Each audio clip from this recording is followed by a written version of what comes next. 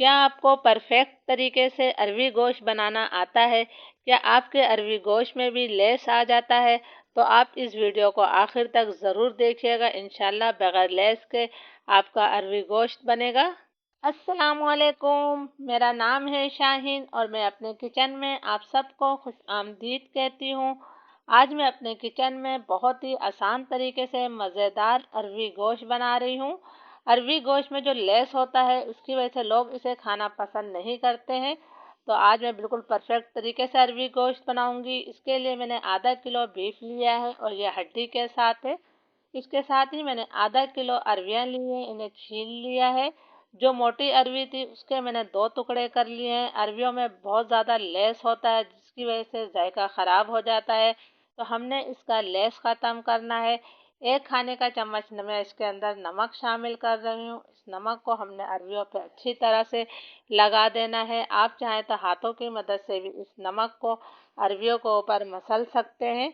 मैंने तमाम अरवियों पे अच्छी तरह से नमक लगा दिया है। तो अब मैं इसे 10 से 15 मिनट के लिए छोड़ दूंगी। फिर 15 मिनट बाद हमने इसे अच्छी तरह से हाथों से मसल कर धो लेना है। तो चलिए हम अरवी गोश्त बनाना शुरू करते हैं। जायकेदार अरवी गोश्त बनाने के लिए मैंने आधा कप तेल लिया है। इसे मैं पतीली में डाल रही हूँ, लेकिन अभी हम पूरा तेल नहीं डालेंगे। इसमें से थोड़ा तेल मैं बचा रही हूँ, इसका इस्तेमाल हम बाद में करेंगे। तेल गरम हो गया है तो मैं इसके अंदर कुछ खड़े गरम मसाले शामिल करूंगी।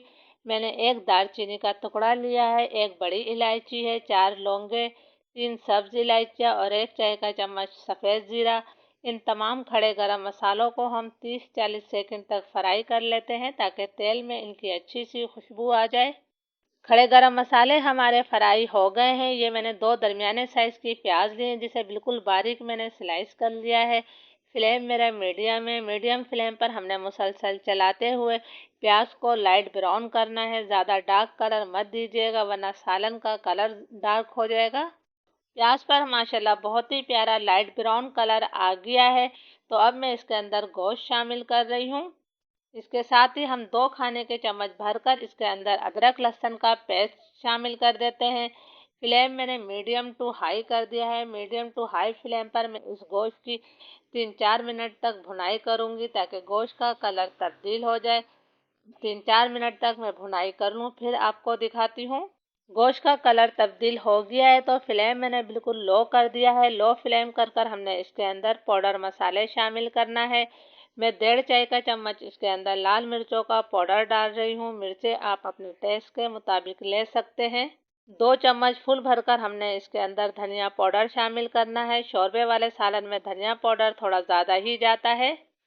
1 चाय का चम्मच भरकर मैं इसके अंदर नमक शामिल कर रही हूँ। नमक भी आप अपने टेस्ट के मुताबिक ले सकते हैं। आधा चाय का चम्मच हमने इसके अंदर हल्दी पाउडर शामिल कर दिया है। लो फ्लेम पर मैं इन मसालों को अब 30-40 सेकंड तक भून लूँगी। जब हम सूखे मसालों को भूनते हैं तो सालन का कलर बहुत अच्छा आता है, लेकिन आपने इन मसालों को जलाना नहीं है। 40 सेकंड तक मैंने मसालों की भुनाई कर ली है। तो अब मैं इसके अंदर टमाटर शामिल करूंगी। शोरबे वाले सालन में कोशिश किया करें कि बिल्कुल लाल कलर के टमाटर लें, इससे भी सालन का कलर बहुत अच्छा आता है। ये मैंने 2 दरमियाने साइज़ के टमाटर लिए थे जिन्हें मैंने छोटे टुकड़ों में काट कर शामिल किया है। इसे भी मैं 2-3 मिनट तक पका लेती हूँ ताकि टमाटर हमारे नरम हो जाएं। टमाटरों को मैंने 3-4 मिनट तक पका लिया है। टमाटर हमारे नरम हो गए हैं। तो अब मैं इसके अंदर गोश्त गलाने के लिए पानी शामिल कर रही हूँ। मैंने अभी 1 कप पानी शामिल किया है। अभी मैं इसके अंदर आधा कप पानी और डालूंगी, इसलिए कि ये बीफ है तो गलने में थोड़ा टाइम लेगा, इसलिए पानी भी इसमें थोड़ा ज़्यादा जाएगा।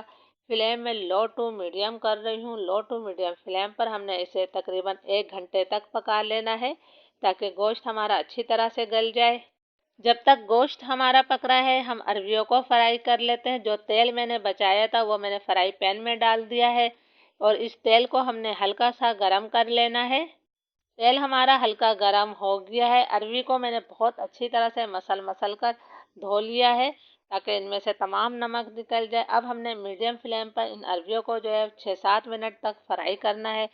जब हम अरवियों को नमक लगा देते हैं और इस तरह इन्हें 6-7 मिनट तक फ्राई कर लेते हैं तो इसका लेस बिल्कुल नहीं निकलता और इनका जायका कई गुना बढ़ जाता है। अरबियों को फ्राई करते हुए मुझे 6-7 मिनट हो गए हैं। इन पर माशाल्लाह अच्छा सा गोल्डन ब्राउन कलर आ गया है और 50 से 60% तक ये गल भी गई हैं। तो अब मैं इन अरबियों को साइड पर रख देती हूँ। गोश्त को पकते हुए तकरीबन 1 घंटा हो गया है। गोश्त मैंने चेक किया है, गोश्त हमारा अच्छी तरह से गल गया है, लेकिन अभी इसके अंदर थोड़ा पानी बाकी है। तो फ्लेम मैंने हाई कर दिया है। हाई फ्लेम पर मैं इसकी 3-4 मिनट तक भुनाई कर लेती हूँ, ताकि इसका पानी खुश्क हो जाए और तेल इससे अलग हो जाए। गोश्त का पानी खुश्क हो गया है और तेल इससे अलग हो गया है। तो अब मैं इसके अंदर आधा कप यानी कि 100 ग्राम दही शामिल कर रही हूँ। दही को आपने अच्छी तरह से फेंटने के बाद डालना है। दही से इसका जायका कई गुना बढ़ जाता है। दही डालकर भी मैं इसे मज़ीद इतनी देर तक पकाऊंगी कि दही का पानी खुश्क हो जाए और तेल इससे अलग हो जाए। दही का पानी खुश्क हो गया है और तेल इससे अलग हो गया है। तो अब मैं इसके अंदर फ्राई की हुई अरवियां शामिल करूंगी। बहुत ही मज़ेदार ये अरवी गोश्त बनता है। प्लीज़ आप लोगों को रेसिपी अच्छी लग रही हो तो इसे लाइक ज़रूर कीजिएगा, ताकि मेरी हौसला अफजाई हो सके। अब हमने अरवी को भी मसाले के साथ अच्छी तरह से मिक्स कर लेना है। अरबियों को मैंने मसाले के साथ अच्छी तरह से मिक्स कर लिया है। तो अब मैं इसके अंदर पानी शामिल करूंगी, ताकि अरबियाँ भी हमारी गल जाएं और इसमें अच्छा सा शोरबा भी बन जाए। आप अपनी ज़रूरत के मुताबिक इसके अंदर पानी शामिल कर सकते हैं। ये मैंने 1 कप डाला है।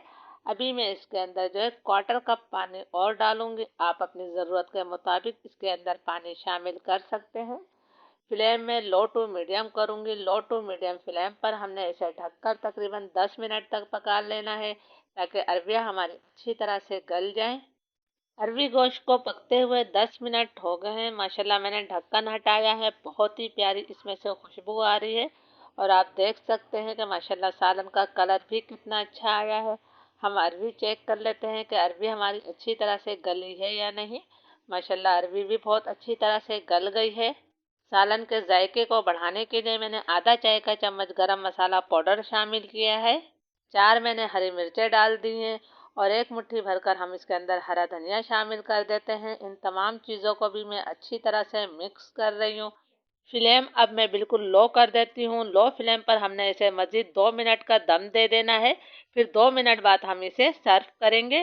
2 मिनट हो गए हैं, चूल्हा मैंने बंद कर दिया है। हमारा बहुत ही मज़ेदार अरवी गोश्त तैयार है।